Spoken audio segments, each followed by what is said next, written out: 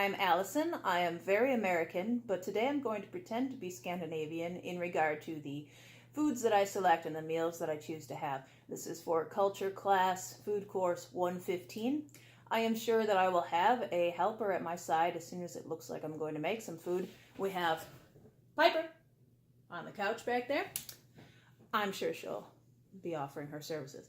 So we're going to start with coffee, because you may or may not know that Scandinavian countries are the largest consumers of coffee in the world. And so we're going to begin with that. Now, in order to make a proper cup of coffee, you will need a thermometer, measuring spoons, measuring cups, a scale, and other normal people stuff. But actually, I don't do any of that. So let's go make a cup of coffee. Okay. I need my trusty mug, handy dandy kettle, a long spoon, an espresso shot glass that I will get to in a minute, and my magical French press. Oh, and tasty Arabica Cafe, Arabica coffee. And I wish I had filtered water, but I don't. Now, I happen to know that if I fill this particular trusty mug with water, leaving about 1.5 inches or 3 to 4 centimeters of headroom at the top, I end up with about 355 milliliters or 1.5 cups or 12 fluid ounces of water. I only care about any of this because I need to know how much coffee to use for the right ratio. So I'm going to go ahead and fill my mug to the top twice and dump it into my handy dandy kettle. 1, 2. This is just an enameled steel kettle, super thin, super fast to boil, boiling twice what I need to account for evaporation and to use extra to clean up my French press. The temperature of boiling water is not ideal for brewing. It's supposed to be like 200 degrees Fahrenheit, 93 degrees Celsius, but since I don't want to use a thermometer, I just know that around 24 ounces of water will take 3 to 4 minutes to cool down for what I want it to be. This is my magical French press. The metal filter lets the oils get through while preventing oversaturation, blah, blah, blah. This is a light roast, so the beans have a higher moisture content and will weigh more than a dark roast, blah, blah, blah. If I want to get all particular, I would weigh both my water and my coffee, but I don't care. It should be a little coarser to go in the press and not ground too fine. And that is a medium roast, not a light roast. The movie's over. It's all done. So, I do like my coffee to be on the medium-ish, strongish side. So I'm going to put around 5 tablespoons of grounds in it. That's pretty much one of my espresso cups full of grounds.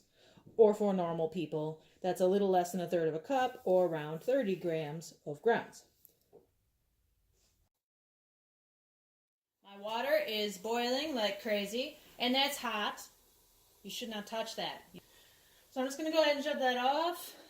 And I'm going to pour what I actually want for my cup of coffee into my cup so that I actually have it and don't accidentally dump it out or something stupid.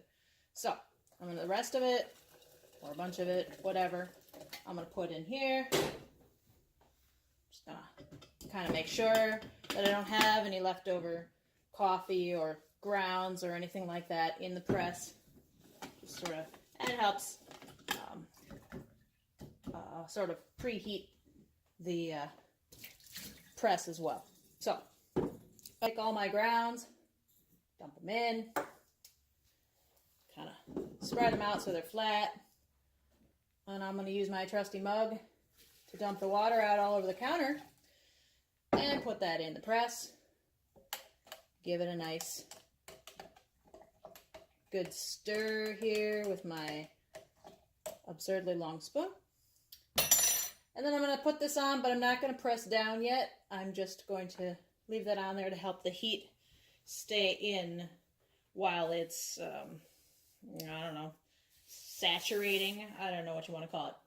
So, then you ask your nearest government surveillance device to set a timer. Alexa, set a timer for 3.5 minutes. 3 minutes and 30 seconds, starting now. Rock on. We'll just fast forward. Alexa, stop. All right. This has been brewing for 3.5 minutes.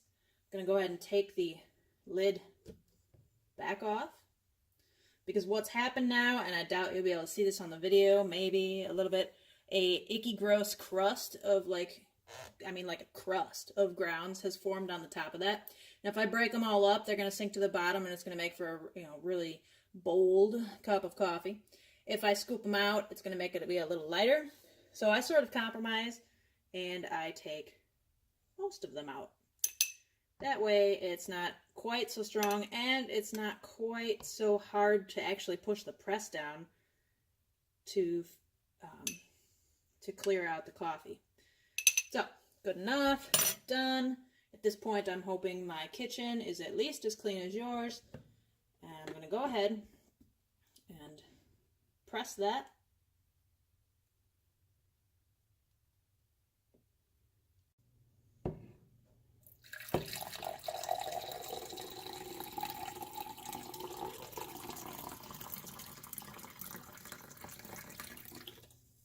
Voila! A freaking cup of coffee. Okay, so back again.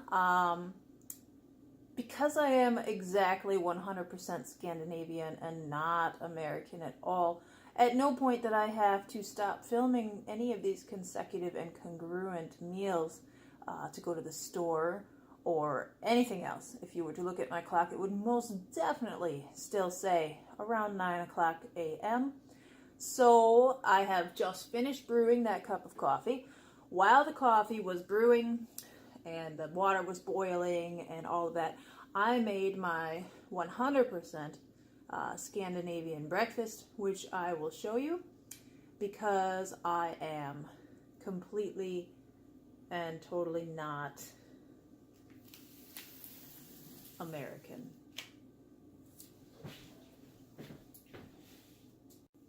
So while my coffee was brewing, I made my breakfast, frukost. I have an Icelandic skyr. It's technically classified as a cheese, but it's similar to yogurt and generally treated as such. So, my skyr, muesli, and lingonsylt, lingonberry jam. Jag har skyr och en kopp kaffe på frukosten. I also did an open-faced sandwich. Small bowls. I have herring, skyr. I have tomato bun, crisp bread with Thai cheese and gurkor.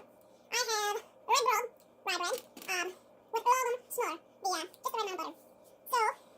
So, I have ost, lök, tomat, gurkor, skinka och ett ägg.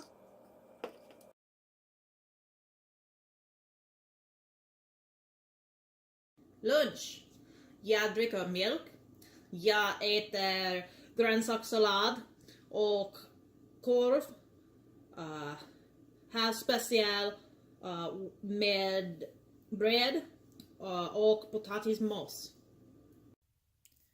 Because coffee is such a popular drink in all of Scandinavia, in Sweden they have something special called fika. Ska fika.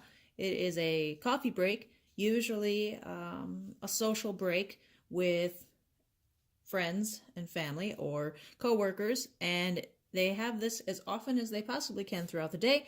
Sometimes it includes a snack or a baked good, such as a cinnamon roll, which many Swedes would declare sort of a national food item, the kanelbulle.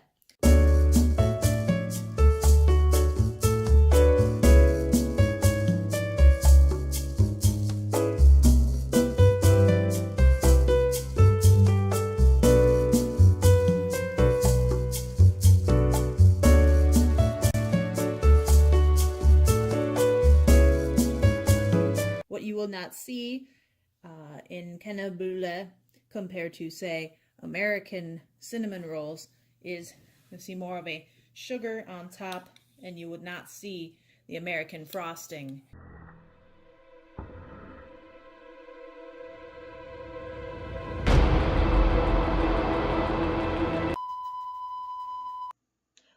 Last but not least, we've got middag.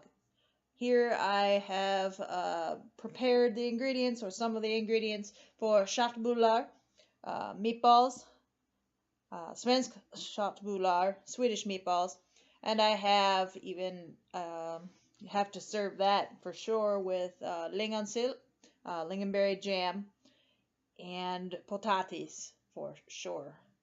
So I went ahead and cooked all that stuff, and It was alright. So a picture's worth 1,000 words and stuff. So that means this assignment has like thousands and thousands of words. So that means I should get like a good grade.